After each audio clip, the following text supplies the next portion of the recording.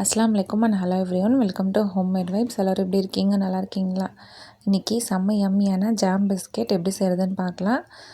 ஒரு சில பேர் என்கிட்ட எக் பேஸ்டு பிஸ்கெட்ஸுமே ரெசிபி ஷேர் பண்ண சொல்லி கேட்டிருந்தாங்க. இந்த ஜாம் பிஸ்கெட் வந்துட்டு எக் பேஸ்லேயுமே ஷேர் பண்ணியிருக்கேன், கூடவே எக்லெஸ்லேயுமே இருக்குது. 2 டைப்பில் எப்படி செய்கிறதுன்னு பார்க்கலாம். எங்கள் வீட்டுக்கு கெஸ்ட் எல்லாருமே வராங்க. ஸோ குட்டீஸ்க்கு எல்லாத்துக்குமே ஏதாவது டிஃப்ரெண்ட்டாக செய்யலான்னு தான் நான் இந்த ஜாம் பிஸ்கெட் ட்ரை பண்ணியிருந்தேன். நல்லா சூப்பர் பர்ஃபெக்டாகவே வந்தது. ஃபஸ்ட் இப்போ பட்டர் வந்து நல்லா ரூம் டெம்பரேச்சரில் இருக்கிற மாதிரி எடுத்துக்கோங்க. பட்டர் சரியாக ஒரு 50 கிராம் அளவுக்கு எடுத்துக்கலாம். பட்டரை நல்லா ஒரு வாட்டி பீட் பண்ணி எடுத்துக்கலாம். பீட்டர் இல்லைன்னா இந்த மாதிரி ஸ்பேச்சுலா வச்சு நல்லா இந்த மாதிரி கலந்து விட்டுக்கோங்க. பட்டரை லைட்டாக இந்த மாதிரி மிக்ஸ் பண்ணதுக்கப்புறமா இது கூட நம்ம ஒரு 50 கிராம் அளவுக்கு பொடி பண்ண சர்க்கரை சேர்த்துக்கலாம். பட்டர் எந்த அளவுக்கு எடுத்துருக்கோமோ அதே அளவுக்கு சர்க்கரையுமே சேர்த்துக்கலாம். இப்போ இந்த சர்க்கரையும் பட்டரையும் நல்லா ஒரு க்ரீம் மாதிரி ரெடி பண்ணி எடுத்துக்கலாம். எப்போவுமே நம்ம பிஸ்கெட்ஸ் எது செஞ்சாலுமே சரி, இந்த மாதிரி பட்டரை நல்லா இந்த மாதிரி சர்க்கரை கூட சேர்த்து நல்லா இந்த மாதிரி க்ரீம் மாதிரி ரெடி பண்ணால் தான் நம்மளால் லாஸ்ட்டாக நம்ம பேக் பண்ணி எடுத்ததுக்கப்புறமா அது நல்ல ஒரு டெக்ஸ்சரில் நம்மளுக்கு கிடைக்கும். நம்ம அப்படி இப்படி செஞ்சோன்னா நம்மளுக்கு ஃபைனலாக நம்ம பேக் பண்ணதுக்கப்புறம் பார்த்தோன்னா பிஸ்கெட்டோட அந்த டெக்ஸ்சர் வந்துட்டு அவ்வளோவா நல்லா இருக்காது. நல்லா இந்த மாதிரி ஒரு ஸ்மூத்தாக நல்லா ஒரு க்ரீம் மாதிரி வர அளவுக்கு நல்லா இந்த மாதிரி மிக்ஸ் பண்ணி எடுத்துக்கோங்க. அப்படி இல்லை உங்களால் முடியலன்னா நீங்கள் பீட்டர் வச்சு நல்லா மிக்ஸ் பண்ணிக்கோங்க. இப்போ நான் ஒரு மீடியம் சைஸ் முட்டை எடுத்திருக்கேன். இந்த முட்டையை எடுத்துகிட்டு நல்லா பீட் பண்ணிவிட்டு அதுக்கப்புறமா நம்ம அதை அளந்து சேர்த்துக்கலாம். இப்போ நம்ம எடுத்துருக்கிற அந்த பட்டர் சர்க்கரையோட அளவுக்கு சரியாக ஒரு 20 கிராம் அளவுக்கு முட்டை சரியாக இருக்கும். இதுக்கு கூடவாகவும் சேர்த்துறாதீங்க, கம்மியாக இருந்தாலுமே நம்மளுக்கு சரியாக வராது. ஸோ இதை நல்லா பீட் பண்ணிவிட்டு அதுக்கப்புறமா நம்ம சேர்த்துக்கலாம். நம்ம பீட் பண்ண இந்த முட்டையில் சரியாக ஒரு பாதி அளவுக்கு நம்மளுக்கு கரெக்டாக ஒரு 20 கிராம் கிட்ட வந்தது. இப்போ நம்ம அளந்து வச்சுருக்க அந்த முட்டை கூட கொஞ்சமாக ஒரு பிஞ்ச் அளவுக்கு உப்பு சேர்த்துக்கலாம். உப்பு சேர்த்துட்டு இது கூடவே நான் கொஞ்சமாக இந்த கேசரி பவுடர், நம்ம எல்லோ கலரில் கேசரிக்கெலாம் நம்ம சேர்ப்போம் இல்லையா, அது வந்துட்டு கொஞ்சோண்டு சும்மா ஒரு பொட்டு மட்டும் சேர்க்குறேன், ஒரு பிஞ்ச் அளவுக்கு சேர்த்துக்கிறேன். இது ஆப்ஷனல் தான். இது கொஞ்சம் நல்லா அட்ராக்டிவாக இருக்கும், வீட்டுக்கு கெஸ்ட்லாம் வராங்கங்கிறதால நான் இந்த மாதிரி சேர்த்துருக்கேன். உங்களுக்கு வேண்டான்னா நீங்கள் ஸ்கிப் பண்ணிடுங்க. முட்டை கூடவே சேர்த்து நல்லா இந்த மாதிரி மிக்ஸ் பண்ணி வச்சுக்கலாம். அடுத்ததாக இந்த முட்டையோட ராஸ்மெல் போகிறதுக்காக நான் பைனாப்பிள் எசன்ஸ் ஒரு 2 ட்ராப் அளவுக்கு சேர்த்துக்கிறேன். பைனாப்பிள் எசன்ஸ் சேர்க்குறதால நல்ல ஒரு ஃப்ளேவராகவும் இருக்கும், நல்லா அந்த முட்டையோட அந்த ராஸ்மெல்லுமே எடுத்துரும். இந்த எசன்ஸ் இந்த முட்டை கூட லைட்டாக கலந்துட்டு அதுக்கப்புறமா நம்ம ஆல்ரெடி நம்ம க்ரீம் பண்ணி வச்சுருந்தோம் இல்லையா, இந்த பட்டரும் சர்க்கரையும், அதை லைட்டாக ஒரு வாட்டிக்கு நம்ம மிக்ஸ் பண்ணிவிட்டு அது கூடவே நம்ம கலந்து வச்சுருந்த அந்த முட்டை கலவையை சேர்த்துக்கலாம்.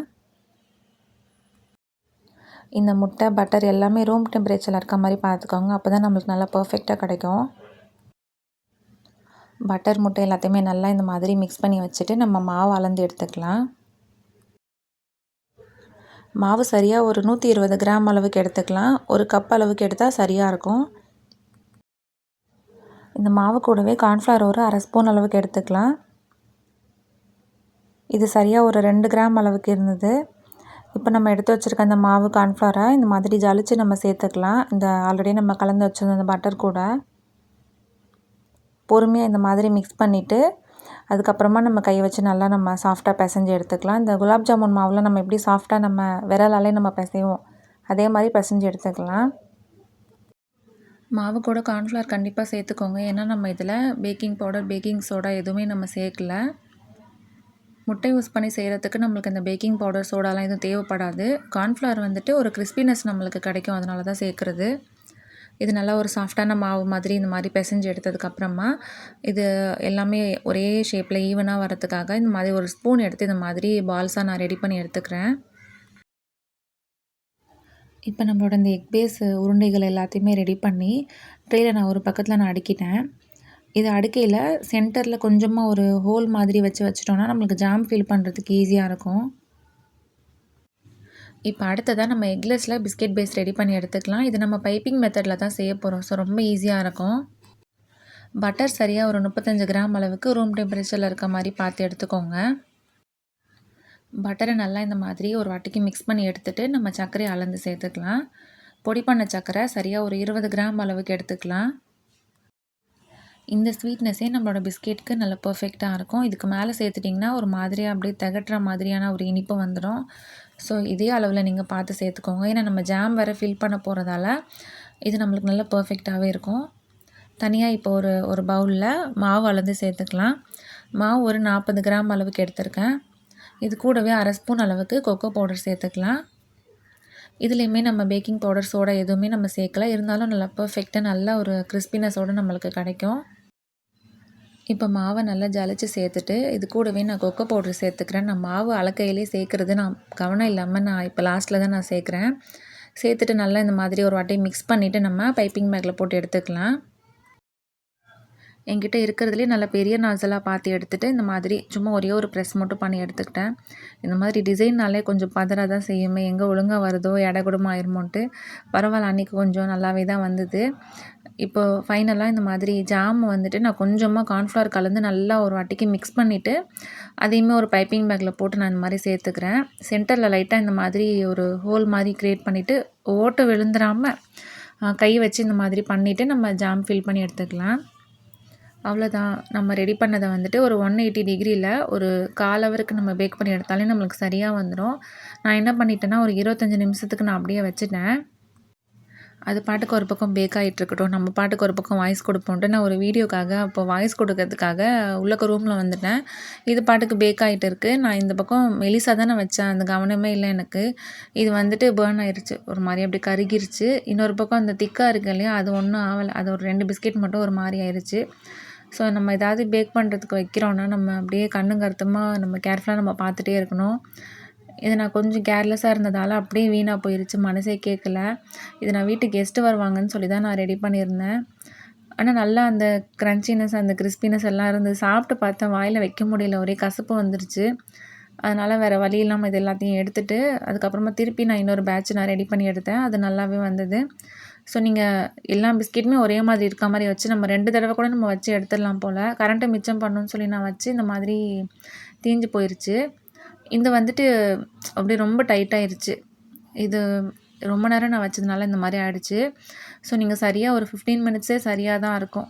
நீங்கள் உங்களோட ஓடிஜிக்கு ஏற்ற மாதிரி பார்த்து நீங்கள் எடுத்துக்கோங்க. இதெல்லாம் நம்ம வீடியோவில் காமிக்கணுன்ட்டு அவசியம் இல்லை. இருந்தாலும் யாராச்சும் பிகினர்ஸ் பார்த்தீங்கன்னா உங்களுக்கு யூஸ் ஆகுமே தான் நான் காமிச்சிருக்கேன். ஏன்னா நான் இது ரெகுலராக பேக் பண்ணுறது தான். இருந்தாலுமே இந்த மாதிரி சின்ன ஒரு கவனக்குறைவால் இந்த மாதிரி ஆகிடுச்சு. ஸோ நீங்கள் ஏதாவது பேக் பண்ணுறீங்கன்னா கொஞ்சம் நல்லா டைமிங், டெம்பரேச்சர் எல்லாமே கொஞ்சம் பார்த்து கேர்ஃபுல்லாக வச்சு எடுத்துக்கோங்க. ஸோ இந்த பேலன்ஸ் இந்த பிஸ்கெட்ஸ் எல்லாமே நல்லாயிருக்கு. இருந்தாலும் இதெல்லாம் நான் தனியாக எடுத்துகிட்டு நான் திரும்பி தான் நான் பேக் பண்ணி எடுத்தேனே. மொத்தமாக இது இந்த கொக்கோ பவுடர் ஆட் பண்ணி நான் செஞ்சேன் இல்லையா, அதில் ஒன்று கூட வந்துட்டு நல்லா வரல. அதனால் மனசு கேட்காம திரும்பியும் நான் வந்துட்டு இன்னொரு பேட்சை நான் ரெடி பண்ண ஆரம்பிச்சிட்டேன். நான் இப்போ ஷேர் பண்ணேன் இல்லையா, அந்த ரெசிபி அப்படியே டபுள் பண்ணி நான் கடகடன்னு நான் செஞ்சு எடுத்துக்கிட்டேன். நீங்கள் ஏதாவது இப்போ தான் ஃபஸ்ட் டைம் பேக் பண்ண போகிறீங்கன்னா கொஞ்சம் பார்த்து கம்மியான அளவில் செஞ்சு பழகுங்க. டைமிங் எல்லாமே கொஞ்சம் பார்த்து வச்சுக்கோங்க. இந்த மாதிரி தான் ஏதாவது நம்மளுக்கு சொதப்பிக்கிட்டே இருக்கும். இருந்தாலும் நம்ம அதை ட்ரை பண்ண தான் நம்மளுக்கு நல்லபடியாக வரும். இந்த டிசைனில் என்னடா இது, நம்மளுக்கு டிசைனுக்கும் நம்மளுக்கும் ஒத்து வராது போல் நினச்சேன். இருந்தாலும் வீட்டுக்கு கெஸ்ட்லாம் வராங்கன்ட்டு மனசு தளர விடாமல் நான் திருப்பியும் வச்சு எடுத்துக்கிட்டேன். செகண்ட் டைம் வச்சது நல்லா அழகாக, பார்க்குறதுக்கே ரொம்ப அழகாக வந்தது. இந்த டெக்ஸ்சருமே ரொம்ப சூப்பராக வந்திருக்கு பாருங்கள். எந்த பிஸ்கெட்டாக இருந்தாலுமே சரி, சூடாக இருக்கும்போது நம்ம இந்த மாதிரி உடச்சி பார்த்தோன்னா ரொம்ப சாஃப்டாக தான் இருக்குமே. இது நல்லா கொஞ்சம் ஆறுனதுக்கு அப்புறமா உடச்சோன்னா நல்லா அழகாக உடைய வரும். இது நல்லா ஆறுனதும் நான் நல்லா ஒரு ஏர்டைட் கண்டெய்னரில் போட்டு ஸ்டோர் பண்ணி வச்சுட்டு ப்ரௌனிஸ் எல்லாத்துக்கும் பேக் பண்ணி எடுத்துக்கலான்ட்டு நான் ஒரு 1/2 கிலோ போல் நான் சாக்கோ சிப் லோடட் ப்ரௌனி தான் நான் ரெடி பண்ணி எடுத்துக்கிறேன். இந்த ப்ரௌனி ரெடி பண்ண நேரம் வீட்டு பக்கத்தில் இருக்க குட்டீஸ் எல்லாருமே ப்ரௌனி வேணும்னு வந்து கேட்டுகிட்டே இருந்தாங்க. ஸோ ஓரளவுக்கு அவங்க எல்லாத்துக்குமே கொஞ்சம் பைட்ஸ் மாதிரி கட் பண்ணி கொடுத்துட்டு அதுக்கப்புறமா நான் வீட்டுக்கு வர கெஸ்ட்டுக்காக கொஞ்சமாக எடுத்து வச்சுட்டேன். நம்மளோட இந்த ஹோல்சேல் ப்ரௌனி வீடியோ பார்த்துட்டு நிறைய பேர் இன்னுமே என்கிட்ட டவுட்ஸ் கேட்டுகிட்டே இருக்கீங்க. எந்த டவுட்டாக இருந்தாலுமே சரி எனக்கு கமெண்ட்லேயே கேளுங்க. ஏன்னா வாட்ஸ்அப்பில் ஆல்ரெடி நம்மளுக்கு அந்த ஆர்டர்ஸ்க்கு எல்லாத்துக்குமே எனக்கு இதே நம்பர் தான். என்னால் எல்லாத்துக்குமே பார்த்துட்டு ரிப்ளை பண்ணுறது ரொம்ப கஷ்டமாக இருக்குது. அதனால தான் எதுவாக இருந்தாலும் எனக்கு கமெண்ட்டில் சொன்னீங்கன்னா இன்ஷால்லா நான் எனக்கு முடிகிற நேரத்தில் நான் பார்த்துட்டு நான் ரிப்ளை கொடுப்பேன். வாட்ஸ்அப்பில் வந்து என்னால் எடுக்க முடியலை, அவ்வளோ மெசேஜ் நிறையா இருக்கிறனால தான் சொல்கிறேன். ஸோ எனக்கு எதுனாலுமே எனக்கு கமெண்ட்டே பண்ணுங்கள். அப்புறமா எஃப்எஸ்சி சர்டிஃபிகேட் பற்றியுமே நிறைய பேர் கேட்டுகிட்டே இருக்கீங்க. ஆல்ரெடி நான் அதை பற்றின டீட்டெயில்டாக நான் வீடியோவே நான் வந்துட்டு போட்டுட்டேன். அதோட லிங்க் வந்து இந்த வீடியோவுக்கு கீழே டிஸ்கிரிப்ஷனில் நான் கொடுக்குறேன். தேவைப்படுறவங்க செக் பண்ணி பாருங்கள். இந்த ப்ரௌனி வந்துட்டு வீட்டு பக்கத்தில் இருக்க இந்த குட்டி பசங்க வந்து கேட்கவும் உடனே நான் கட் பண்ணி கொடுத்துட்டேன். இந்த ப்ரௌனி வந்துட்டு இவ்வளோ கிராம் தான், இவ்வளோ அளவு தான்ட்டு கிடையாது. இந்த பாக்ஸுக்கு ஏற்ற மாதிரி நான் கட் பண்ணி கொடுத்துருவேன். இது வந்து ஒரு சில சமயம் கொஞ்சம் அதிகமான கிராமில் வரும். ஒரு சில சமயம் கொஞ்சம் கம்மியான அதான் கூட குறைய கிராம்ஸில் வரும். இது வந்து நான் வீட்டு பக்கத்தில் குட்டீஸ் எல்லாத்துக்குமே நான் 40 ருப்பீன்னு தான் நான் கொடுத்துட்ருக்கேன். இந்த விலை எல்லாமே ஒரு ஒரு ஏரியாவுக்கு ஏற்ற மாதிரி வந்து மாறுபடும். நீங்கள் நல்ல ஒரு ஹைஃபையான ஒரு இடத்துல எவ்வளோ விலை சொன்னாலும் வாங்கிருவாங்கன்ற மாதிரி ஒரு இடத்துல இருந்தீங்கன்னா, நீங்கள் ரூ. 60 வரைக்கும் கூட நீங்கள் சேல் பண்ணலாம். இப்போ எங்கள் ஏரியாவில் வந்துட்டு இவ்வளோ ரேட் தான் போகும். ஸோ நான் அதுக்கேற்ற மாதிரி கொடுத்துட்ருக்கேன். இந்த குட்டீஸ் தான் எங்கள் வீட்டு பக்கத்தில் இருக்கிற என்னோடய ப்ரௌனி கஸ்டமர்ஸு. அப்பப்போ வந்து ப்ரௌனி, முட்டை மிட்டாய்லாம் வாங்கிட்டு போவாங்க. நான் ரிவ்யூ கொடுங்கன்னு சொல்லியிருந்தேன். அழகாக ரிவ்யூலாம் கொடுத்துச்சுங்க. நான் இந்த வீடியோ நான் வந்துட்டு சேவ் பண்ணையில அந்த வாய்ஸை வந்து காணோம். அதனால் நான் அப்படியே காமிச்சிருக்கேன். இப்போ பேலன்ஸ் இருந்த அந்த ப்ரௌனி எல்லாத்தையுமே இந்த மாதிரி பைட்ஸாக நான் கட் பண்ணி வச்சுக்கிட்டேன். அதுக்கப்புறமா வீட்டுக்கு வர கெஸ்ட்டுக்காக நான் இந்த குபூஸ் ரெடி பண்ணி எடுத்துக்கலான்ட்டு அதுதான் வந்து ரெடி பண்ணிகிட்ருக்கோம். எனக்கு ஆல்ரெடி எல்லா வேலையுமே பண்ணிட்டு ரொம்ப டயர்டாக இருந்தனால நான் இவங்கள தான் ஹெல்ப்புக்கு கூப்பிட்டுருந்தேன். இவங்க தான் எனக்கு மாவு எல்லாமே வந்துட்டு ரெடி பண்ணி கொடுத்தாங்க. இப்போ அந்த லாஸ்ட்டு கார்னரில் பார்த்தீங்கன்னா தெரியும், அந்த பிஸ்கெட் எல்லாமே பாக்ஸில் போட்டு அடுக்கி வச்சுருக்கேன் பாருங்கள். நான் செகண்ட் பேட்ச் செஞ்சது. அதை நான் வீடியோவில் காமிக்கணும்னு நினச்சேன். நான் மறந்துட்டேன். என்னால் அது கவர் பண்ண முடியலை. இது வந்து ரொம்ப ஈஸியாக இருக்கும். இந்த குபூஸ் நம்மளுக்கு வந்துட்டு ரொட்டியை விட ரொம்ப ஈஸியாக இருக்கும். டக்கு டக்குன்னு நம்மளுக்கு அப்படியே ரவால வச்சு நம்ம எடுத்துடலாம். அதனால தான் நான் இது பிளான் பண்ணினேன். பிஸ்கெட் பார்த்தீங்கன்னா தெரியும்னு நினைக்கிறேன். ஒரு ஓரமாக அப்படியே அடுக்கி வச்சுருக்கேன்.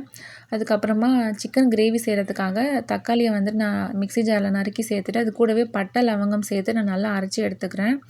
ஏன்னா எப்போவுமே இந்த கரம் மசாலாலாம் எனக்கு சேர்க்குறது எனக்கு பிடிக்காது. எங்கள் வீட்லேயும் யாருக்கும் அந்த வாசனை பிடிக்காது. அதனால் அதுக்கு பதிலாக நான் இந்த மாதிரி தான் செய்வேன். நல்லாயிருக்கும். நீங்கள் யாரும் இது வரைக்கும் இந்த மாதிரியான ஒரு மெத்தடில் ட்ரை பண்ணலன்னா இந்த மாதிரி செஞ்சு பாருங்கள். நான்வெஜ் அந்த ஸ்மெல்லே இருக்காது. ரொம்ப நல்லாயிருக்கும். வீட்டுக்கு எல்லாருமே வரத்துக்குள்ளே கடகடன்ட்டு எல்லா வேலையும் முடிச்சிடணும்னு பார்த்தேன். ஆனால் கடைசிக்கு நான் அப்போ தான் ஸ்டார்ட் பண்ணுறேனே, அதுக்குள்ளே எல்லாருமே வந்துட்டாங்க அல்ஹம்துலில்லாஹ். ஸோ வந்துட்டு எல்லாருமே எனக்கு கொஞ்சம் கூட மாட வந்துட்டு வேலை பார்த்து கொடுத்தாங்க. ஒரு பக்கம் நான் சாயுமே வந்துட்டு அடுப்பில் வச்சுட்டேன். எங்கள் வீட்டுக்கு யார் வந்திருக்காங்கன்னு பார்த்தீங்கன்னா, என்னோடய சிஸ்டர் இன் லாஸோட ஃபேமிலி தான். இவங்கள ஆல்ரெடி நீங்கள் பார்த்துருப்பீங்க. நான் ஆல்ரெடி ஒரு வீடியோவில் நான் வந்து காமிச்சிருப்பேன். இவங்க 2 பேரோட மம்மிஸும் மேலே எங்கள் மாமனார், மாமியாரை பார்த்துட்டு ஒரு அட்டெண்டன்ஸ் போட்டு வரேன்னு போயிட்டாங்க. இவங்க 2 பேரும் வந்து எனக்கு கிச்சனில் ஹெல்ப் பண்ணிகிட்டு இருந்தாங்க. நான் ஹெல்ப் பண்ணுறேன் மாமி, நான் செய்கிறேன்னு வந்து ஃபுல்லாக எனக்கு ஹெல்ப் பண்ணிகிட்டு இருந்ததுங்க. இடையிலே சாய் வந்து நல்லா பொங்கி ஊற்றி ஒரு வழி ஆயிடுச்சு. சும்மாவே நம்மளுக்கு வந்துட்டு யாராவது வீட்டுக்கு வராங்கன்னா நம்ம அறக்க பறக்க பண்ணிக்கிட்டு இருப்போம். அந்த நேரத்தில் தான் இந்த மாதிரியான பொங்கி ஊற்றுறது இந்த மாதிரி வேலைலாம் ஆகும். என்ன பண்ணுறதுன்ட்டு அது எல்லாத்தையும் எடுத்து க்ளீன் பண்ணிவிட்டு அதுக்கப்புறம் தான் நான் திரும்பியுமே எல்லா வேலையுமே நான் செஞ்சுட்டு இருந்தேன். அப்புறம் இஞ்சி பூண்டையுமே கவனம் இல்லாமல் நான் ஃப்ரீசர்லேயே வச்சுருந்துருக்கேன். அது எடுக்கவே முடியலை. அப்புறமா நாங்கள் அது எல்லாத்தையும் நறுக்கி தான் சேர்த்தோமே. 2 பேரும் அவ்வளோ தூரத்துலேருந்து வந்து கொஞ்ச நேரம் கூட சும்மாவே இல்லை. எனக்கு கூட மாட எல்லா வேலையும் பார்த்து கொடுத்துட்டு இருந்தாங்க. நானே செய்கிற போங்கன்னாலும் வந்து கேட்க மாட்டாங்க. இவங்க 2 பேருமே அப்படி தான். எனக்கு ரொம்ப பிடிக்கும். என்னோடய சிஸ்டர் இன் லாஸ் மாதிரியே இருக்க மாட்டாங்க. ரொம்ப எனக்கு ஒரு ஃப்ரெண்டு போல் தான் 2 பேருமே இருப்பாங்க. அல்ஹம்துலில்லாஹ். ஒரு வழியாக எல்லா வேலையுமே முடிச்சுட்டு நாங்கள் இந்த அவங்க கொண்டு வந்திருந்த அந்த ஸ்வீட்டு, காரம் எல்லாத்தையுமே எடுத்து சாப்பிட்டுட்டு இருந்தோம். இது வந்து வீட்டிலேயே செஞ்சு கொண்டு வந்திருந்தாங்க. ரொம்ப நல்லா இருந்தது.